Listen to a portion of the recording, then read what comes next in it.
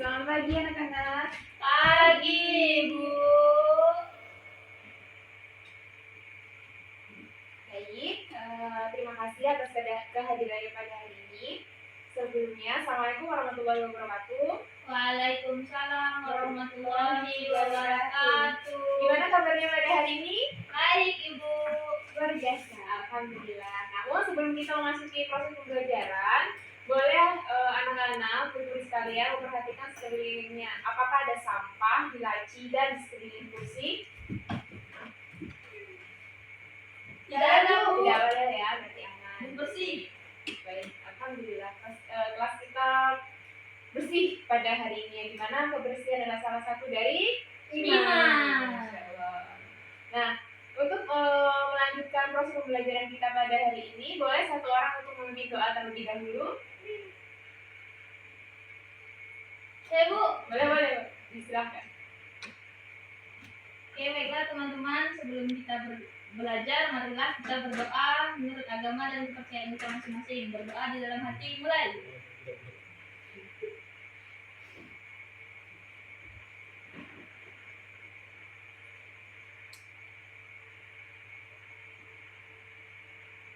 Berdoa selesai. Baik, namun sebelum kita masuk dalam proses pembahasan materi, sebelumnya Ibu akan mengabsen terlebih dahulu ya. Selviana, Hadir, Bu. iya. Untuk Cynthia, hadir. Untuk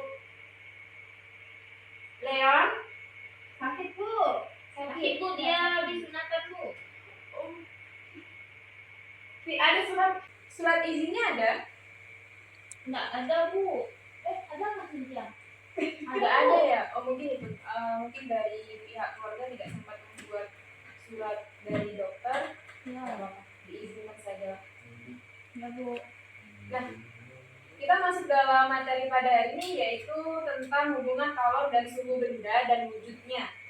Mungkin masih ada yang ingat mengenai materi sebelumnya yaitu mengenai suhu. Ada yang ingat? Lupa, Bu. Mengenai kalor, ada yang ingat? Lupa juga, Bu. Baik.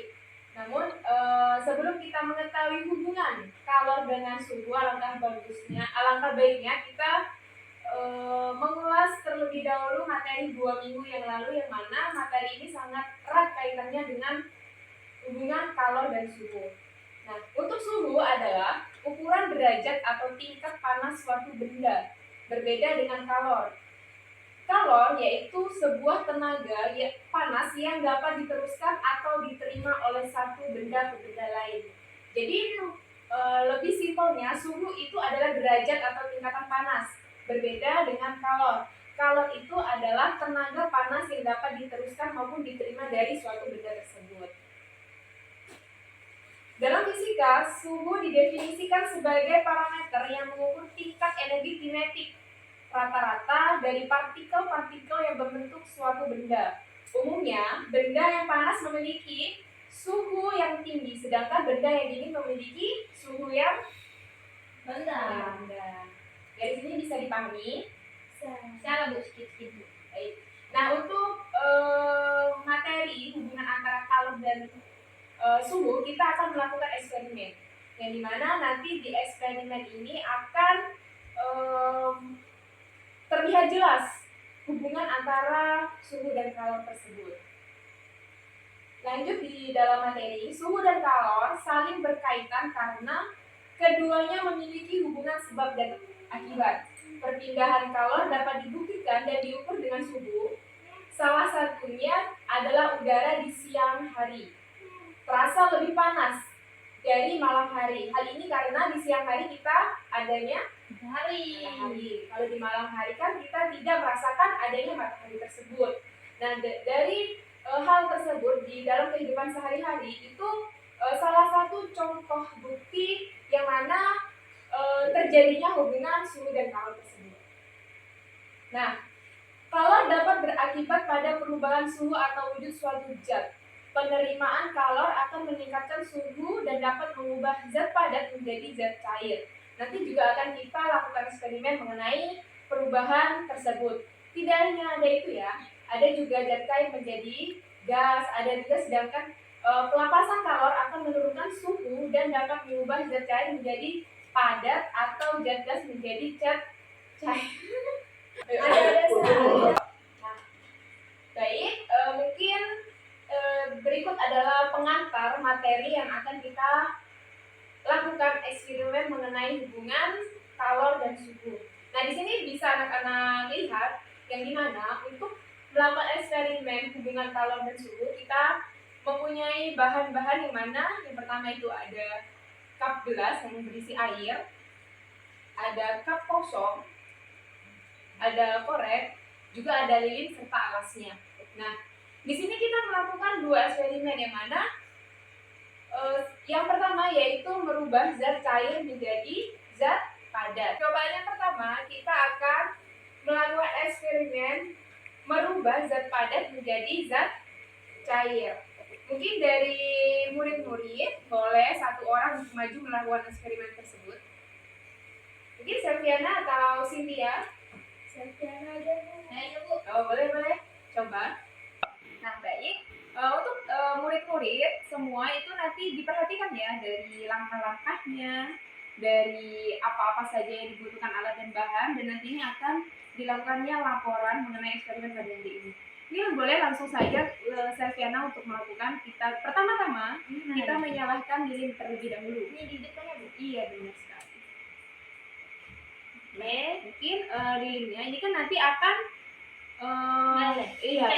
lilin tersebut ini nanti akan meleleh, yang mana zat padat nanti ini akan berubah menjadi zat cair. Nah, nantinya juga zat cair tersebut akan kembali menjadi zat padat. Mungkin boleh untuk Simpan dari sini. Iya, benar.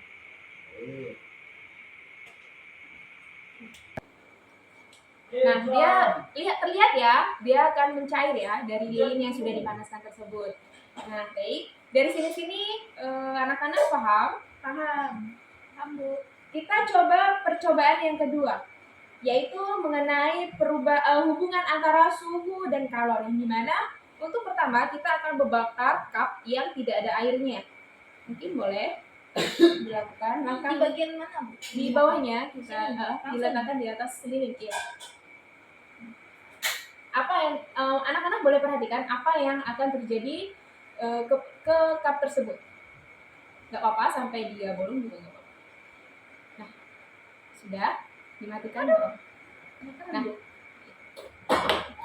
terlihat ya yang terjadi yaitu cupnya menjadi bolong karena dia adanya suhu panas yang membakar dan tidak adanya energi atau yang bisa disalurkan dari suhu panas ini ke energi yang kedua, yang mana cup tersebut menjadi bolong. Langkah yang kedua, kita akan membakar cup gelas ini yang berisikan air. Jadi kalau ini kan cup kosong tidak ada isinya sama sekali ya. Yang ini akan diisi air, apa yang terjadi boleh kita lihat. Kita bakar saja atasnya. Iya. Kita tunggu mungkin bisa 2 menit. Enggak kosong ya?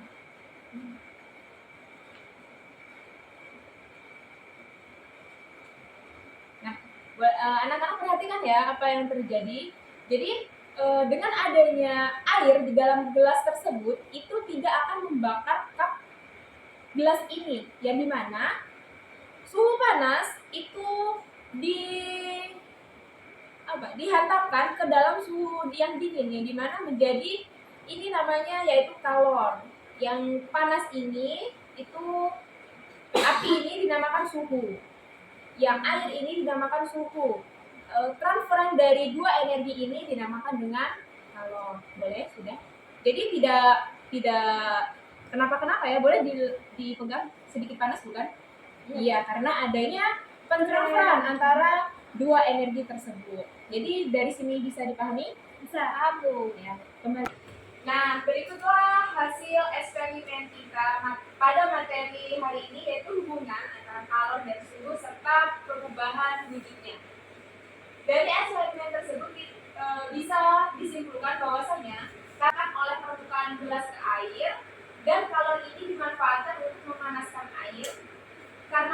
jenis air tinggi, waktu yang dibutuhkan untuk memanaskan sampai suhu yang mampu melelehkan gelas plastik cukup lama. Jadi gelas plastik ini bisa dilelehkan dengan waktu yang cukup lama, yang dimana air ini lama-kelamaan akan mulai panas yang diakibatkan adanya perubahan suhu yang terjadi.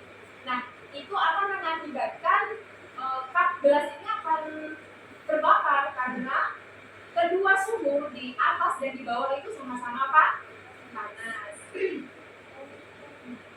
Nah, akibatnya gelas plastik ini sedikit tahan lama atau meleleh. Namun dengan adanya dua energi panas, gelas plastik ini juga akan meleleh juga. Nah, lalu kenapa gelas yang kosong jika dipanaskan menjadi bolong atau meleleh? Yang mana itu karena plastik tidak bisa menyerap kalor atau panas. Dalam kasus ini, kalor akan langsung melelehkannya jika suhunya melebihi ambang titik leleh gelas plastik. Seperti itu. Apakah anak-anak ada yang ingin dipertanyakan mengenai perubahan zat padat maupun hubungan kalor dan suhu? Cukup paham? Jadi nanti ada penugasan di rumah, yaitu mengenai membuat laporan tentang eksperimen pada hari ini tentang yang pertama yaitu zat padat. Boleh anak-anak tulis, ada 3 lupa. Yang pertama yaitu tentang perubahan zat padat menjadi zat cair. Yang kedua yaitu tentang hubungan kalor dan suhu. Nah, jadi untuk laporannya anak-anak hanya melakukan proses dasar teori dari eksperimen pada hari ini, juga anak-anak melakukan langkah-langkah yang digunakan dalam eksperimen pada hari ini, dan terakhir anak-anak responsi, yang dimana nanti hal ini dikaitkan dalam kehidupan sehari-hari. Bisa dipahami? Bisa Bu. Mungkin itu saja materi yang Ibu sampaikan pada hari ini. Sampai jumpa kita di minggu depan. Oh ya, kita ulangan tanggal berapa ya? Tanggal 3 Bu. 3 ya? Ya Bu. Kurang lebih 2 minggu lagi ya. Jadi minggu depan kita akan belajar poin-poin yang akan dikeluarkan di ulangan akhir nanti ya. Mungkin itu saja yang dapat Ibu sampaikan. Ibu tutup materi pada hari ini. Assalamualaikum warahmatullahi wabarakatuh. Waalaikumsalam warahmatullahi wabarakatuh. Nanti ya dalam video ya. Ya Bu, makasih Bu. Terima kasih sama-sama.